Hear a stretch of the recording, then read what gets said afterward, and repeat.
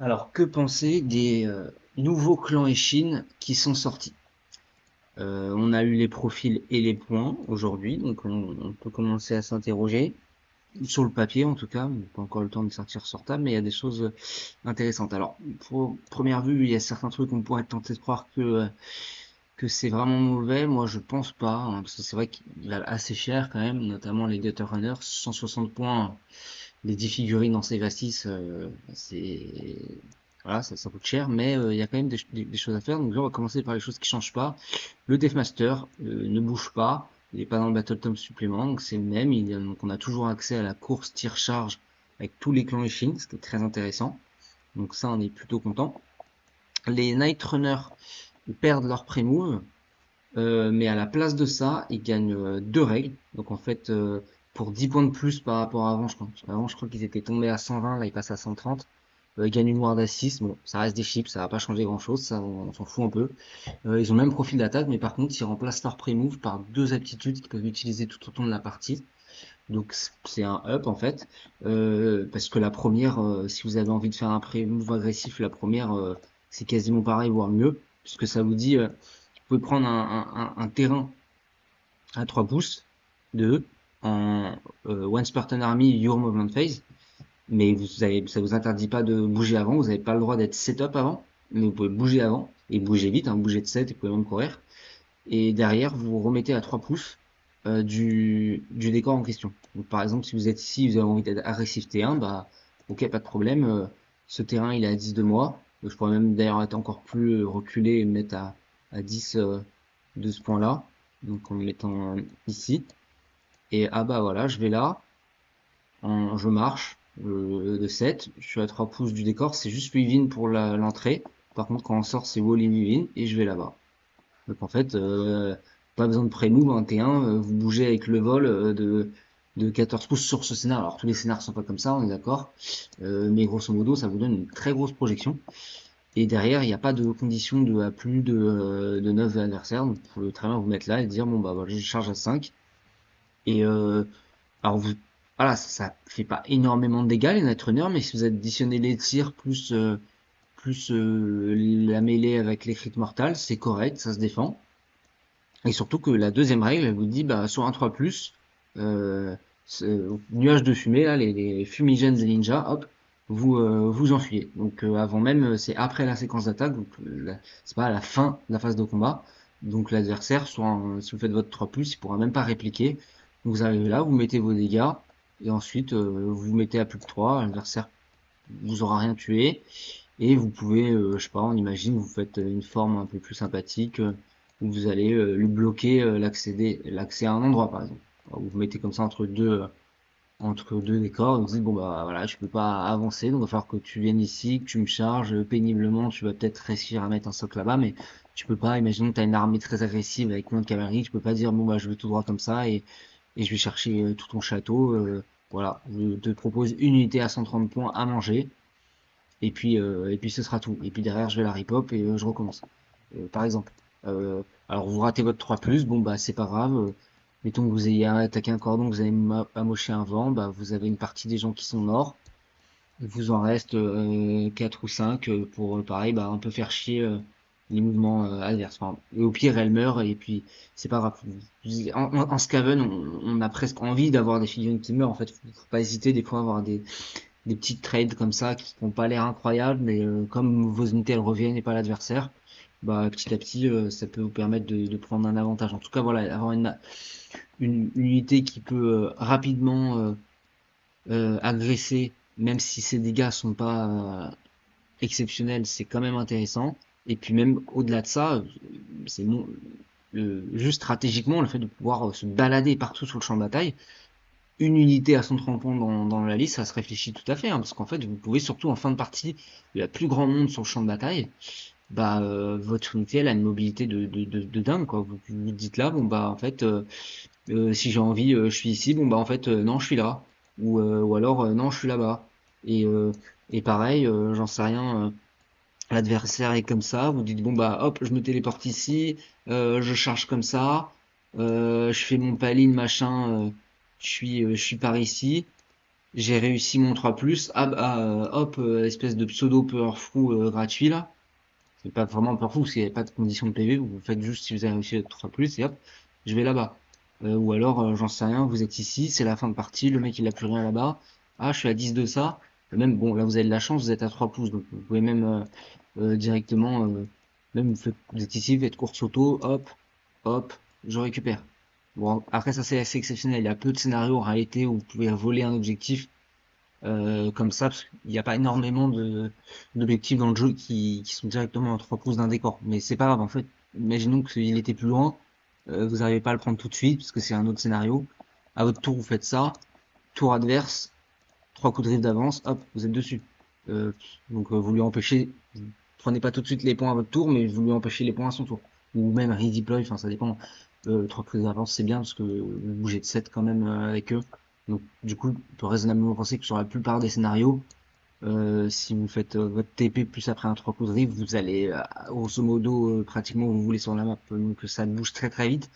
C'est très intéressant. Moi je trouve ça bien d'avoir une unité ultra mobile comme ça. Alors vous allez me dire que vous avez déjà vos trous de Skaven, etc. Est-ce qu'on a vraiment besoin de ça?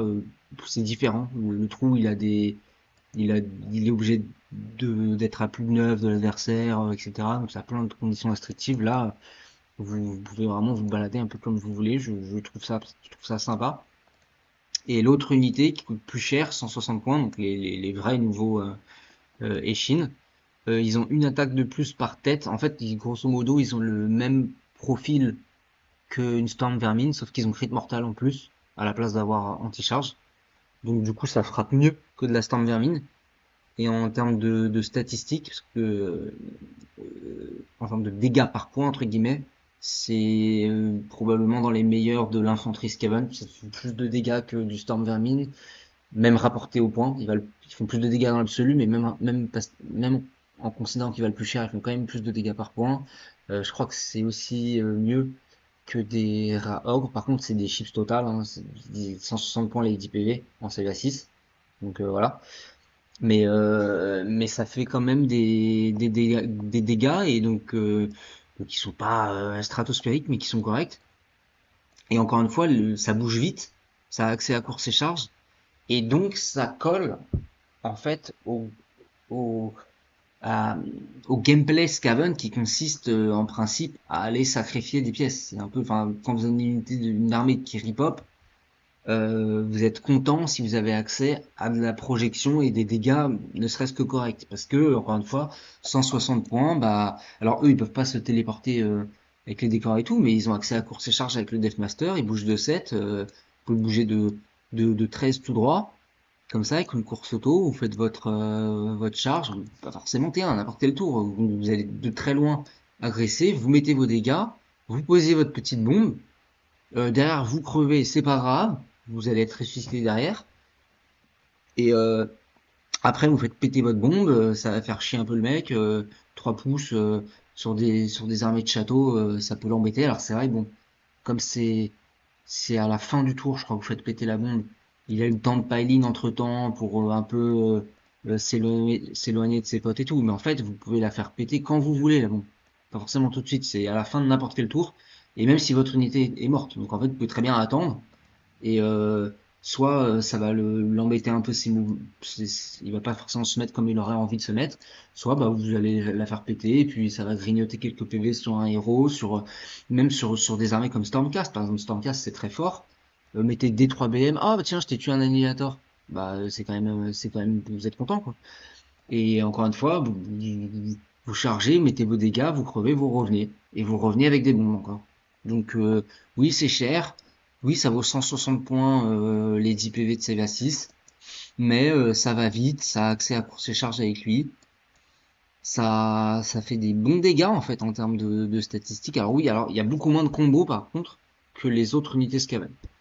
Parce que par exemple en Moulder vous avez un item qui vous donne plus un rend, vous pouvez avoir une sous-allégeance qui vous donne plus une attaque, en Storm Vermin vous pouvez avoir le plus un bless de Kritok, vous avez une allégeance qui vous donne plus un rend quand vous chargez, donc les autres unités d'infanterie ont accès à plus de de synergie d'augmentation des dégâts. Alors que, en fait, leurs dégâts, ils sont naturellement plus élevés, grâce au fait mortel.